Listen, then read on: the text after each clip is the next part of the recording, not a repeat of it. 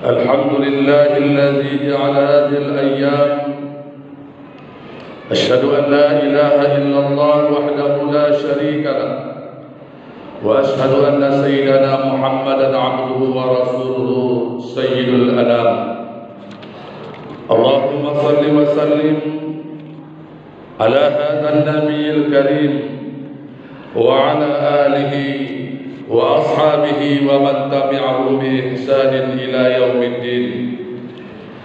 أما بعد فيا أيها المسلمون رحمكم الله، أوصيكم وإياي بتقوى الله وطاعته لعلكم تفلحون. قال الله تعالى في كتابه العزيز الكريم: أعوذ بالله من الشيطان الرجيم، بسم الله الرحمن الرحيم. يا أيها الذين آمنوا اتقوا الله حق تقاته ولا تموتن إلا وأنتم مسلمون. وقال تعالى في آية أخرى: يا أيها الذين آمنوا اتقوا الله وقولوا قولا سديدا يصلح لكم أعمالكم ويغفر لكم ذنوبكم ومن يطع الله ورسوله فقد فاز فوزا عظيما. Ma'asyiral hadirin sidang jamaah yang dimuliakan Allah Subhanahu wa taala. Bersyukur kita kehadirat Allah Subhanahu wa taala dengan selalu dan senantiasa mengucapkan alhamdulillahi rabbil alamin. Selawat dan salam semoga tercurahkan buat junjungan alam Nabi Muhammad sallallahu alaihi wasallam. Lapaskan ucapan Allahumma salli ala Sayyidina Muhammad wa ala ali Sayyidina Muhammad. Ma'asyiral hadirin sidang jamaah yang dimuliakan Allah Subhanahu wa taala. Melalui mimbar yang mulia ini, di hari yang sakral ini, izinkan khatib menyampaikan pesan kepada hadirin sekalian, terkhusus bagi pribadi khatib yang punya lisan. Kadang seringkali ucapan tidak seirama dengan perbuatan. Hal itu disebabkan karena khatib adalah seorang fakir ilmu yang serba kekurangan. Mari sama-sama kita meningkatkan iman dan takwa kita kepada Allah Subhanahu wa taala yang Maha memiliki kehidupan. Karena sebaik-baiknya bekal bagi seorang insan yang akan kita bawa tatkala kita mengakhiri pengembaraan hidup di dunia yang penuh dengan godaan, bukan harta kekayaan, bukan pula pangkat jabatan, bukan pula popularitas dan ketenaran.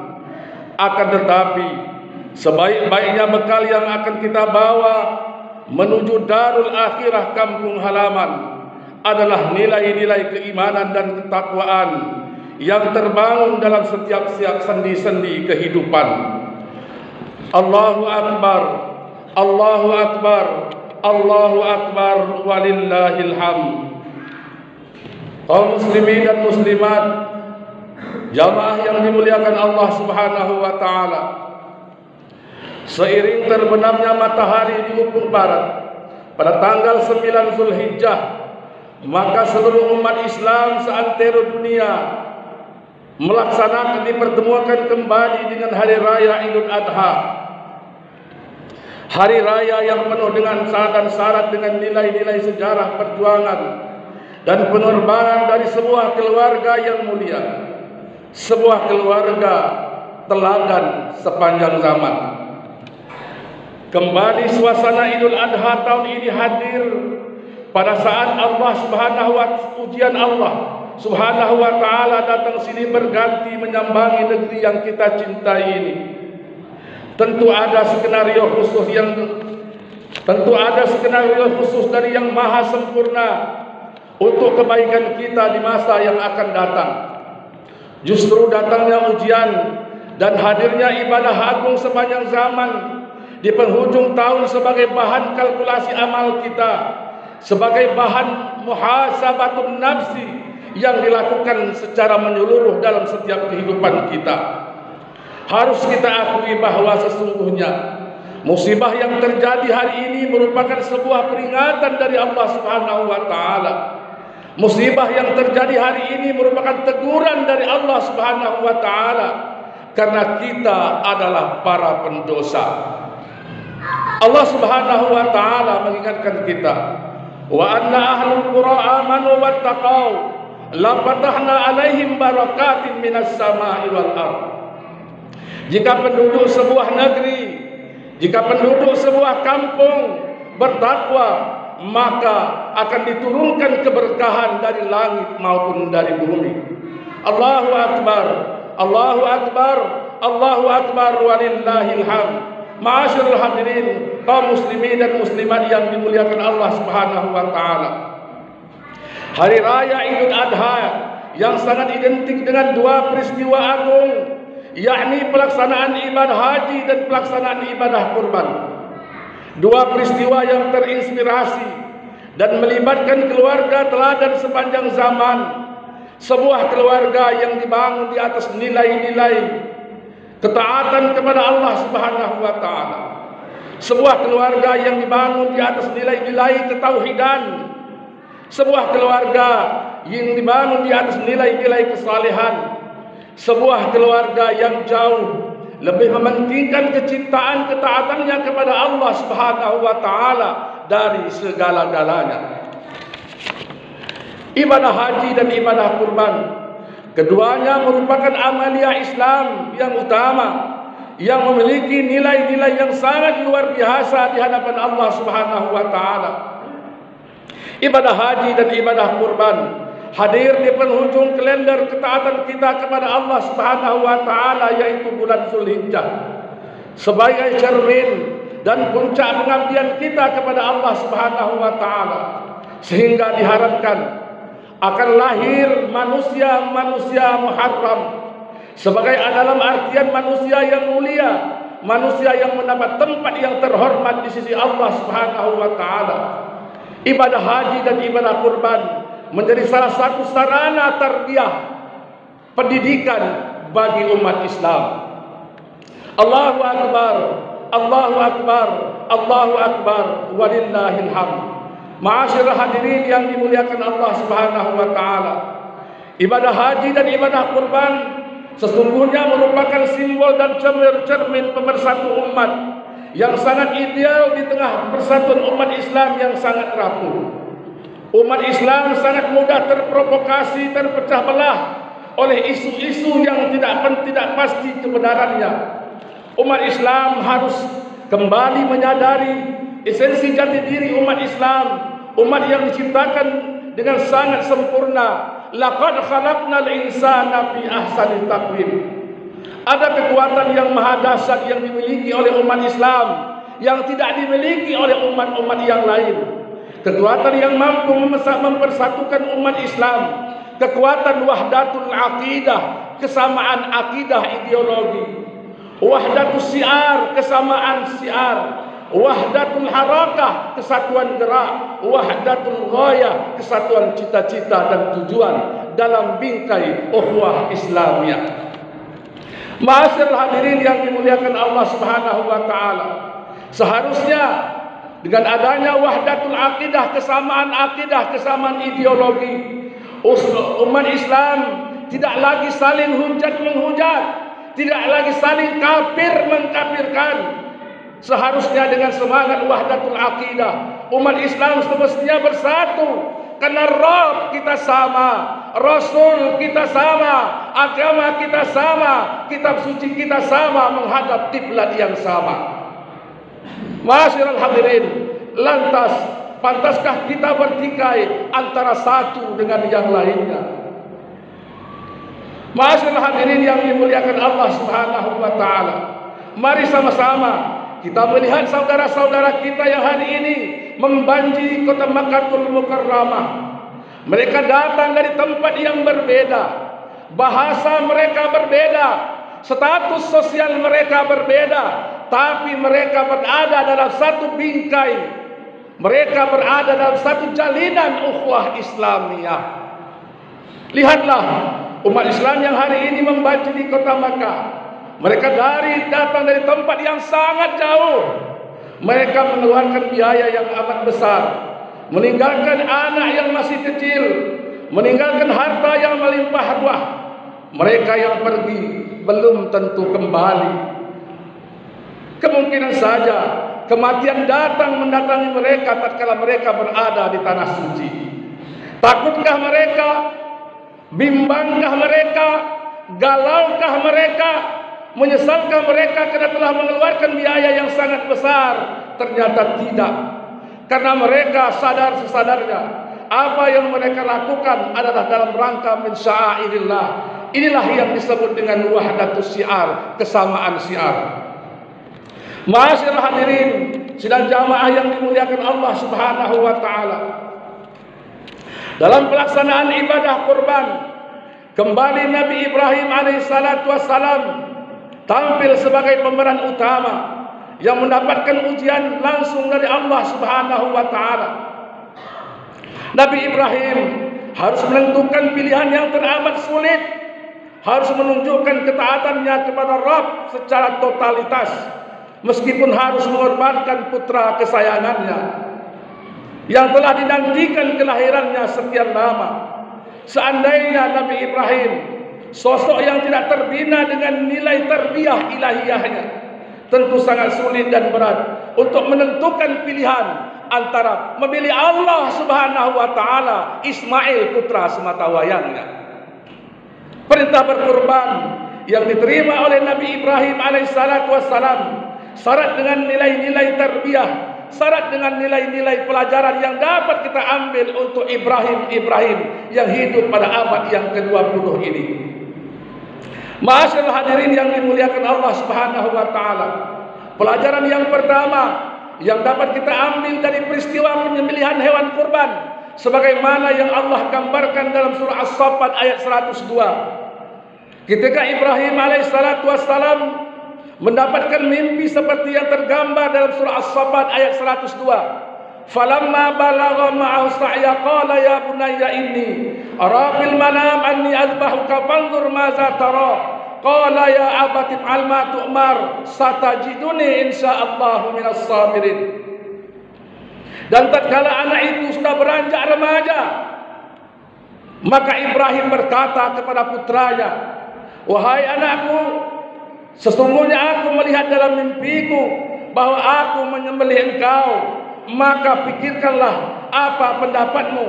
Lalu Ismail putra Ibrahim berkata, "Kerjakan apa yang diperintahkan kepadamu, insya Allah kamu akan mendapatkan aku termasuk orang-orang yang bersabar." Ma'asyiral hadirin yang dimuliakan Allah Subhanahu wa taala, ada komunikasi timbal balik antara seorang ayah dengan seorang anak. Ada komunikasi insentif antara ayah dengan anak. Inilah pelajaran yang pertama yang harus kita ambil dari Ibrahim alaihissalatu wassalam. Kita adalah merupakan Ibrahim yang hidup abad ini. Sudahkah kita berkomunikasi dengan anak-anak kita? Sudahkah kita membangun komunikasi yang baik dengan istri-istri kita tanpa berlaku otoriter dalam rumah tangga kita? Nabi Ibrahim adalah seorang rasul. Nabi Ibrahim adalah seorang kepala keluarga. Nabi Ibrahim adalah seorang ayah yang memiliki kewenangan mutlak untuk menentukan apa yang harus ia lakukan. Meskipun Nabi Ibrahim alaihissalatu wassalam sadar sesadarnya apa yang diperintahkan itu adalah merupakan perintah Allah Subhanahu wa taala, tapi Nabi Ibrahim alaihissalatu wassalam tidak langsung mengeksekusi apa yang Allah perintahkan kepadanya. Kenapa? Karena Ibrahim alaihissalatu wassalam menyadari ini menyangkut hak hidup orang lain. Ma'asyiral hadirin yang dimuliakan Allah Subhanahu wa taala. Ini pelajaran yang teramat berharga bagi kita, Ibrahim sebagai kepala keluarga. Ini pelajaran yang teramat berharga bagi para pemimpin hari ini. Jangan berlaku otoriter, jangan berlaku diktator, jangan berlaku zalim kepada orang-orang yang berada di bawah kepemimpinan kita.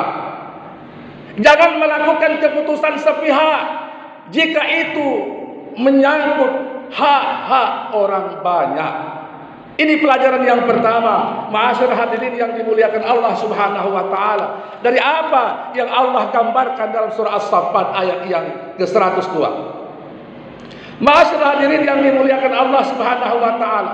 Pelajaran yang kedua yang ingin Nabi Ibrahim alaihissalatu wassalam sampaikan kepada kita yang hidup di abad yang ke-20 ini. Pelajaran yang kedua yang dapat kita ambil dari perintah berkorban, secinta apapun kita kepada putra putri kita, secinta apapun kita kepada anak istri kita, secinta apapun kita kepada apa yang kita memiliki hari ini, tidak membuat kita harus lupa kepada Allah Subhanahu wa taala. Nabi Ibrahim itu cinta kepada Ismail.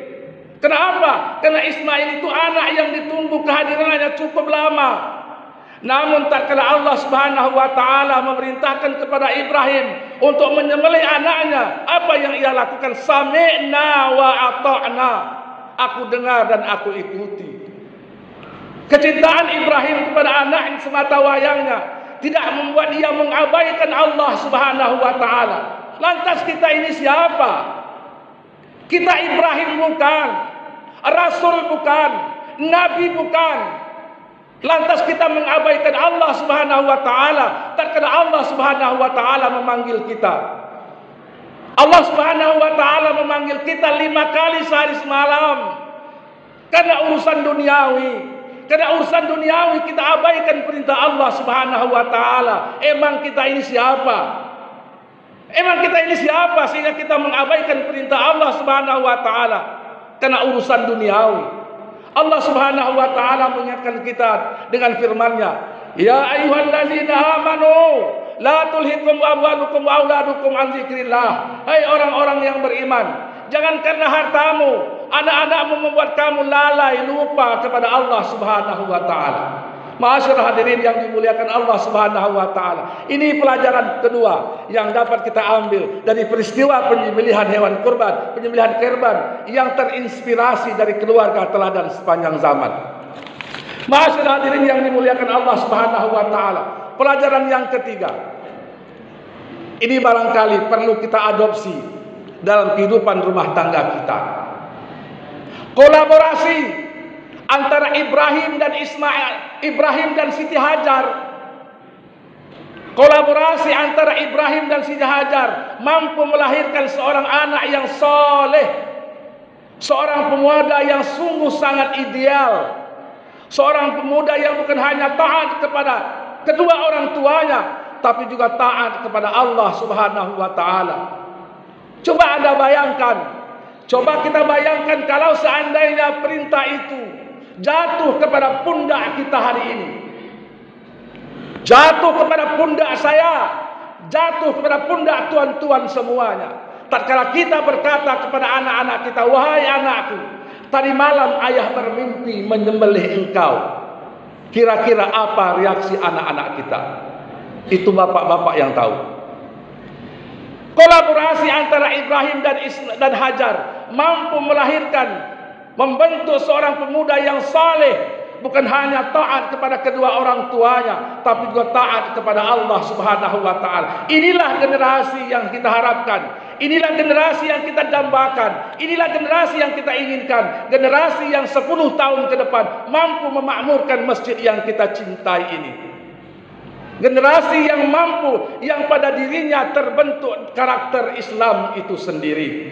Ma'asyiral hadirin yang dimuliakan Allah Subhanahu wa taala. Demikian barangkali khutbah singkat kita pada kesempatan yang berbahagia ini. Mudah-mudahan ada manfaatnya bagi kita semua. Barakallahu li wa lakum fil Qur'anil azim. Wa nafa'ani wa iyyakum bima fihi minal ayati wa dzikril hakim. Wa taqabbala minni wa minkum tilawatahu. Innahu huwal ghafurur rahim.